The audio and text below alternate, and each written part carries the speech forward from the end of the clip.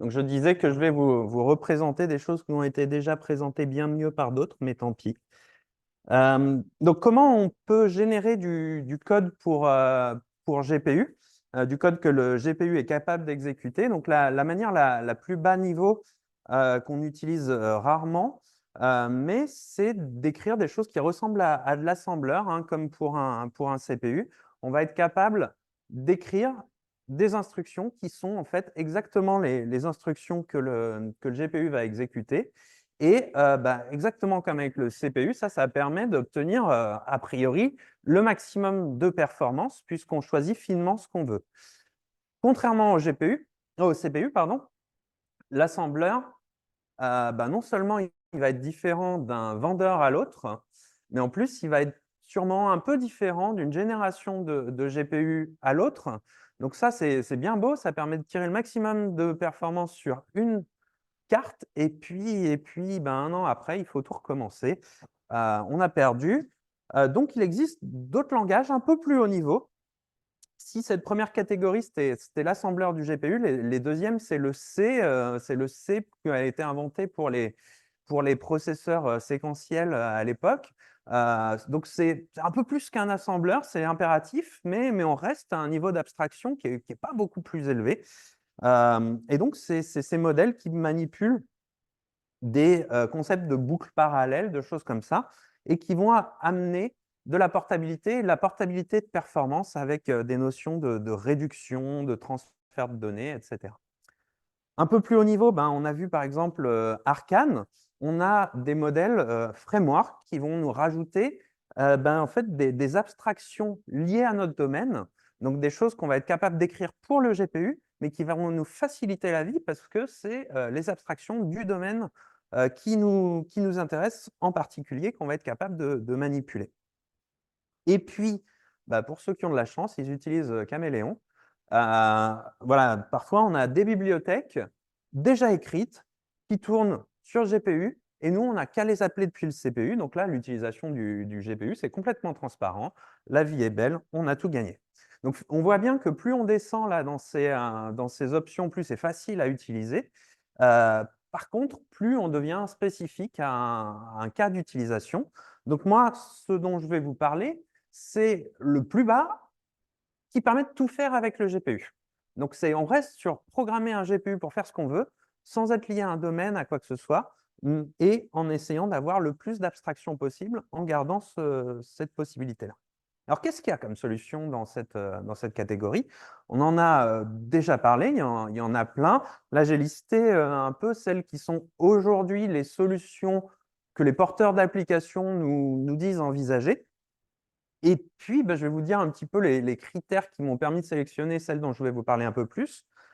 Premier critère, c'est qu'on regarde les solutions qui sont utilisables en production. Pour écrire une application avec un support efficace, une solution où on espère avoir de la pérennité. Et donc ça nous met de côté déjà certaines solutions. Par exemple, Raja, quand on a discuté avec les développeurs de Raja, eux, ils nous disent on est à Lawrence Livermore, on écrit des choses pour Lawrence Livermore, on a nos applications de Lawrence Livermore, on travaille avec eux, on leur fournit un outil et on répond à leurs besoins. Et donc, l'idée de faire un outil pour l'ensemble du monde entier, ce n'est pas leur objectif de ce qu'ils nous ont dit. Donc, baser une application là-dessus, c'est un peu un pari. Soit on a les mêmes besoins que leurs applications, soit non, soit à un moment ça diverge et ça peut être perdu.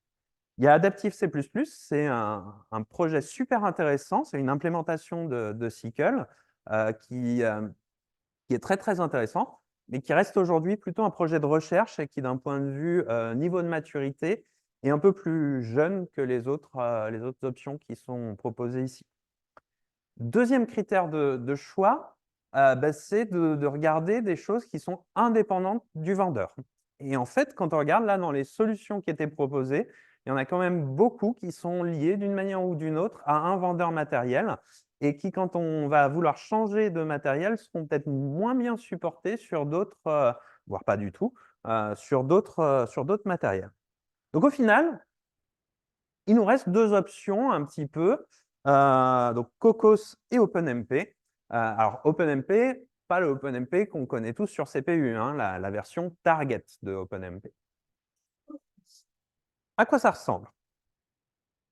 Ces deux modèles ont à peu près la même vision du hardware. Donc, je vais vous présenter l'abstraction que considère Cocos. Donc, pour Cocos, qu'est-ce que c'est qu'un nœud avec GPU? Eh bien, un nœud de calcul, ça possède un côté hôte avec un processeur potentiellement multicœur et un côté device avec un accélérateur. Euh, et chacun de ces deux côtés ont accès à des mémoires, mais potentiellement ne peuvent pas accéder à la mémoire de l'autre côté. Chacun peut avoir accès à plusieurs espaces mémoire différents avec des comportements de performance, voilà, des comportements différents, des accessibilités différentes. Donc ça, c'est l'abstraction d'un nœud de calcul. Comment on programme ça? Eh bien, que ce soit en OpenMP ou en Cocos, la syntaxe diffère, mais finalement, les concepts sont à peu près similaires. On va dire, ce que je veux, en fait, c'est exécuter en parallèle, donc sur chaque thread GPU. Pour ça, on va utiliser un mot-clé, que ce soit parallèle for ou pragma OpenMP Teams Distribute parallèle for. On va dire qu'est-ce qu'on veut exécuter. Donc, c'est le cœur entre nos accolades. Donc, on veut exécuter en parallèle une même partie de code, chaque fois en ayant un identifiant unique pour chaque thread, qui s'appelle J, là, dans cet exemple. Et on veut le faire NJ fois, donc de 0 jusqu'à NJ-1. Donc voilà, ça, c'est comment on va lancer des threads en parallèle sur un GPU, que ce soit avec Cocos ou avec OpenMP. C'est relativement simple. Si on rajoute la gestion de la mémoire, ça devient un tout petit peu compliqué, un peu plus compliqué. Ici, on rajoute le fait de copier X. Donc, on l'alloue au début, côté haute. Donc, on va allouer X côté haute. Alors, on voit qu'il y a des petites différences entre OpenMP et Cocos. On va l'allouer donc côté haute, le copier en entrée de notre noyau, que ce soit avec la syntaxe map côté OpenMP ou avec le create mirror view and copy côté Cocos. Et puis, on va avoir notre boucle parallèle qu'on avait juste avant.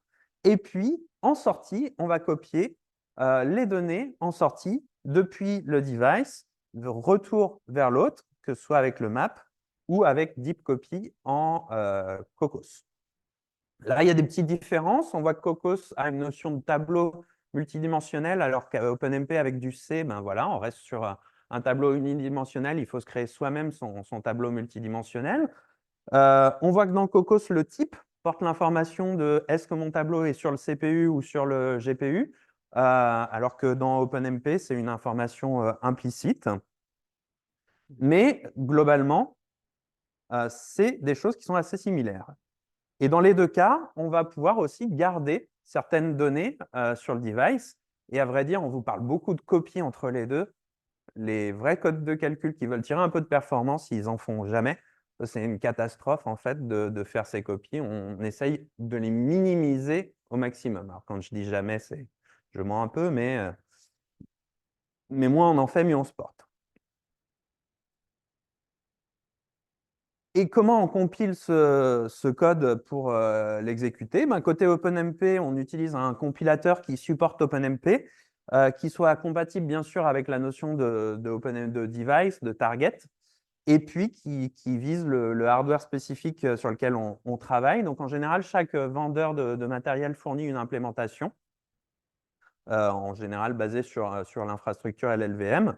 Et puis, il y a des implémentations un peu plus génériques, open source, libres, qui existent, basées soit sur LLVM, soit sur GCC. Côté Cocos, c'est une bibliothèque C++ template qui ne fait pas de génération de code. Ça s'appuie en fait au-dessus des langages C++ des vendeurs. Donc, Cocos, c'est juste un système de template qui va aiguiller vers CUDA, vers HIP ou vers SYCL ou vers OpenMP pour générer du code CPU ou vers d'autres. En fait, il y a plein d'autres back-ends. Mais Cocos ne fait pas de génération de code, s'appuie sur les modèles des vendeurs en dessous. Et en fait, dans une application, on va pouvoir recompiler en activant à chaque fois un maximum de 3 back-ends différents, le back-end sériel, le back-end device et le back-end hôte. Et en fait, si on regarde juste ça, on se dit, un truc comme Cocos, des boucles parallèles et on envoie ça à HIP, SYCL ou CUDA, avec un développeur un peu correct, c'est 6 mois de boulot, quoi. Et Cocos, c'est une équipe d'une quarantaine de personnes depuis une dizaine d'années. Parce qu'en fait, ça c'est vraiment la partie émergée de l'iceberg, c'est les 80% de fonctionnalités qui demandent 5% du temps de développement. Et en fait, si on veut que ça marche bien, il y a beaucoup plus de choses qui doivent être là parce qu'un GPU, ce n'est pas que du parallélisme, c'est aussi d'autres patterns de parallélisme. Donc ici, je parle par exemple des réductions. Faire une réduction, suivant le GPU sur lequel on est, ce n'est pas la même manière. On utilise des atomiques, on utilise quoi? Les atomiques aussi, comment je fais les accès atomiques? Ben, ça aussi. Le SIMD, c'est aussi quelque chose qui est dans Cocos.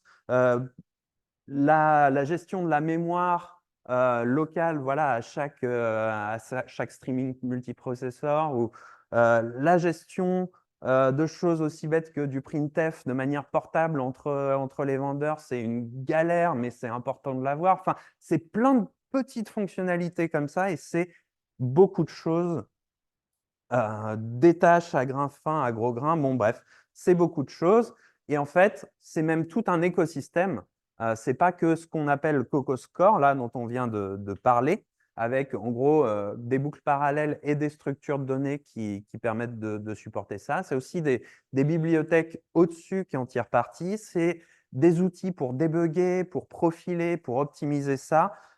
C'est tout un écosystème de support, des bibliothèques qui vont avec, FFT, communication pour le lien avec MPI, tolérance au PAN, etc., etc. Donc, si on revient à notre analyse des solutions disponibles, Cocos, OpenMP, dans ce monde, donc en gros, où on écrit des boucles parallèles, c'est deux solutions qui prennent deux directions un peu différentes.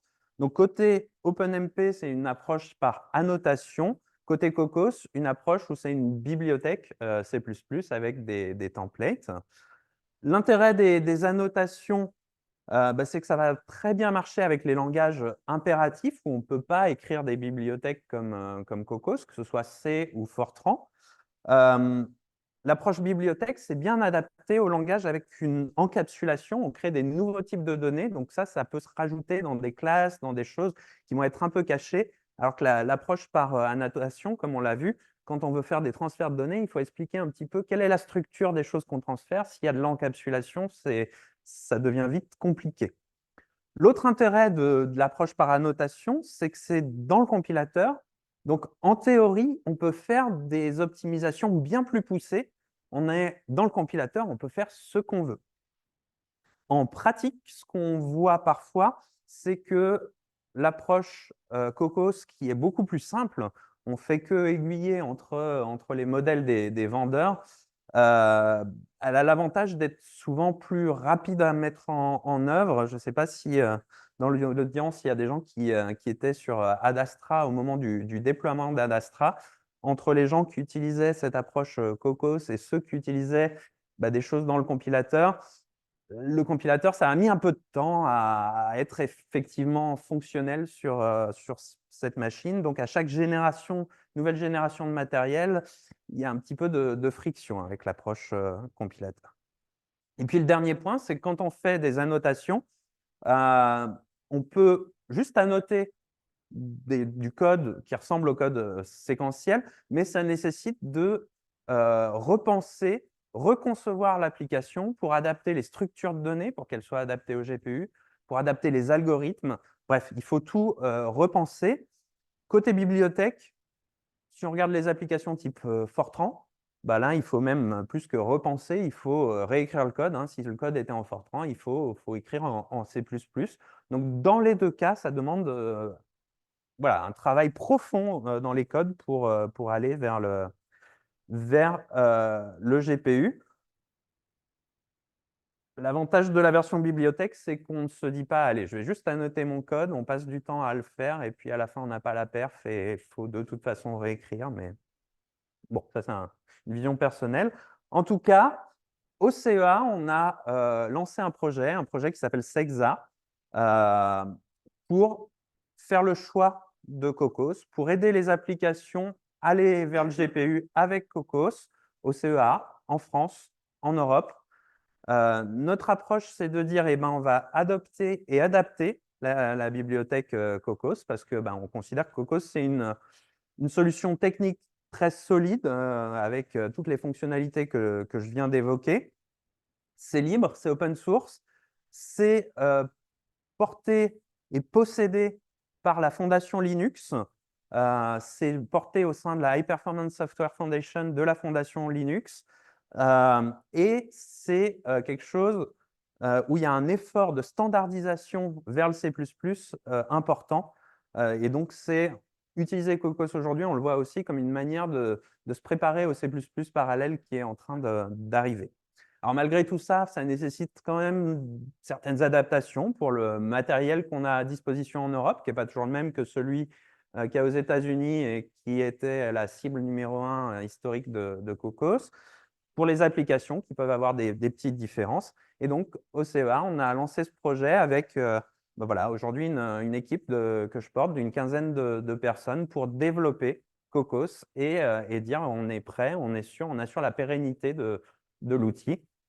Et donc, on a annoncé la création de ce projet voilà, il y a quelques semaines à ISC avec les collègues, les porteurs américains de Cocos. Voilà, un petit quelques mots pour parler de l'aspect standardisation. Je vais aller très vite parce que je pense que j'ai explosé mon temps. Mais si vous avez entendu parler de choses comme MDSpan, de l'algèbre linéaire, des atomiques qui sont en train d'arriver, qui sont déjà standardisés dans le C++, tout ça, c'est l'équipe Cocos qui a poussé ces choses-là. Donc, si maintenant on va avoir des tableaux multidimensionnels en C++, c'est grâce à Cocos. Et ça continue, il y a d'autres choses qui arrivent, le SIMD, d'autres choses voilà, pour aller vers un C++ qui supporte le parallélisme et nos besoins. Dans Sexa, notre objectif, c'est de dire, comme je le disais, on va contribuer à Cocos et à son écosystème et essayer d'intégrer dans l'écosystème, de faire aussi la glue et de faciliter la vie à bosser avec le reste des choses qui se font, notamment en France, en Europe. S'il y a des choses à faire avec Arcane, s'il y a des choses à faire avec StarPU, on espère être là pour aider à ce que ça se passe bien. C'est de prendre des applications et de les porter basées sur Cocos pour trouver les besoins. Donc ça, ce n'est pas un truc qu'on finance dans le projet. Ce n'est pas nous qui le faisons, mais on travaille main dans la main avec certaines applications pour voir quels sont les manques, pour s'assurer que ce qu'on fait, ce n'est pas juste de la recherche théorique, mais que ça correspond bien aux besoins des applications qui sont développées au-dessus de Cocos. Et puis, c'est de travailler fortement sur l'aspect dissémination. Donc, la semaine prochaine, on propose une formation à Cocos. On fait ça 1 à 2 fois par an. Voilà, aider sur l'aspect dissémination, créer une communauté autour de l'outil, s'assurer qu'on est plusieurs à partager les mêmes choses et à créer une dynamique. Voilà. Et puis, on continue à recruter. Donc, si vous connaissez des gens qui cherchent du boulot, n'hésitez pas. Et comme je le disais, la semaine prochaine, on a une formation à Cocos avec les porteurs aux États-Unis qui nous rejoignent pour la formation. Donc, n'hésitez pas, il est encore temps. Si les inscriptions sont fermées, envoyez-moi un petit message. Voilà, je vous remercie pour votre attention et n'hésitez pas si vous avez des questions.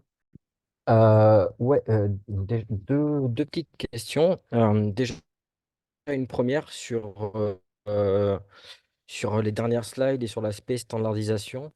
Ouais. Il me semble qu'il y a un énorme effort qui est fait depuis plusieurs années par des constructeurs et en particulier NVIDIA pour standardiser un petit peu tout ça du côté C++. Donc, vous avez parlé de l'approche par OpenMP et de l'approche par Cocos, mais on sait que maintenant, par exemple, la STL est disponible de manière parallèle. Donc, par exemple, le parallèle fort de Cocos, c'est ni plus ni moins qu'un STD for each en parallèle policies. Sachant que le compilo NVIDIA supporte ça, que Intel aussi a fait une implémentation de ces algorithmes parallèles et que la standardisation va de plus en plus loin avec l'arrivée des exécuteurs, voilà, du C++ asynchrone aussi, qui est dans les tuyaux pour 2026. Quel va être l'avenir de Cocos dans cet écosystème-là? Et du coup, pour compléter la question, au niveau de Cocos, quelle est du coup sa possible extension et performance pour le support du distribué? Sachant que le paradigme de programmation à base de directives très haut niveau et de parallélisme de boucles, voilà, quelle est l'ambition derrière tout ça, quoi. OK. Merci. Alors, je vais essayer de retenir toutes les parties de la question et si j'en oublie, il ne faut pas hésiter à me dire. Standardisation C++. Donc, le STDPAR chez NVIDIA, c'est plus un joujou qu'une manière de vraiment porter une application. Ça a plein de limitations. On ne peut pas avoir une boucle parallèle qui s'exécute sur la partie multicœur du CPU et une autre boucle parallèle qui s'exécute sur la partie GPU. On est obligé de s'appuyer sur la mémoire, les transferts de mémoire automatiques, puisque dans le standard C++, il y a un seul espace mémoire. Et en pratique, ce qu'on voit, pardon, il y a une troisième limitation importante. Ça ne permet pas de faire de l'asynchronisme. Donc, il y a des barrières en fait après chaque for each, STD for each parallèle. Et ça, d'un point de vue perf, c'est assez catastrophique. Ils imposent en fait que la mémoire soit accessible depuis le CPU après chaque boucle parallèle parce que c'est la sémantique du C++. Donc, c'était plus une preuve de concept que vraiment une manière de porter les applications. Euh, Par contre, il y a un vrai travail de normalisation auquel NVIDIA contribue et contribue fortement, en particulier avec les sender-receivers, ouais, les exécuteurs, et auxquels bah, les équipes ont contribué, les équipes Cocos, fortement à cette standardisation-là. Ouais, ça, c'est vers ça qu'on va. L'existant, là, c'est un peu les algos parallèles, c'est beaucoup trop light pour écrire des vraies applications GPU. C'est pas la même chose, pas exactement la même chose que le parallèle for Cocos, qui lui est asynchrone, a une notion de données qui vont rester côté GPU. Il est par défaut asynchrone. Si je ne fais pas un transfert retour de mes données, en fait, je peux soumettre l'exécution de plusieurs parallèles forts les uns à la suite des autres. Le fait d'avoir cette notion de donnée euh, dans le type de la donnée, de savoir qu'elle n'est pas accessible, ça permet d'être beaucoup plus efficace. Donc ça, c'était sur la partie standardisation C++. Donc Alors oui, mais oui, il y a pas que ça, le standard. Maintenant, je sais que NVIDIA, par exemple, a fait l'effort de porter quasiment une grosse partie de la STL sur GPU. Donc maintenant, on a quand même aussi accès à une STL pratiquement standard sur GPU, quoi. avec Trust. Ouais, Trust et autres, quoi, libcuda CXX Ouais, mais donc là, tu peux utiliser la STL côté côté GPU, ouais. GPU. Alors, ça ne veut pas dire que c'est la manière efficace d'écrire du code GPU. Et surtout, ce n'est pas une manière portable aujourd'hui d'écrire un code pour lancer du code, du code GPU. Pourquoi c'est pas portable? Bah, sur Intel, sur un GPU Intel, sur un GPU AMD, ça tourne pas. Oui, bien oui, bien sûr, ça je suis d'accord. Mais du coup, est-ce que Bah, le... En fait, ce qu'il y a, c'est que est-ce que Cocos disparaîtra quand la standardisation sera au niveau? C'est ça ma question. Donc, c'est justement ça la deuxième partie de la réponse auquel ce slide répond. L'objectif de Cocos, c'est de travailler à la standardisation C++.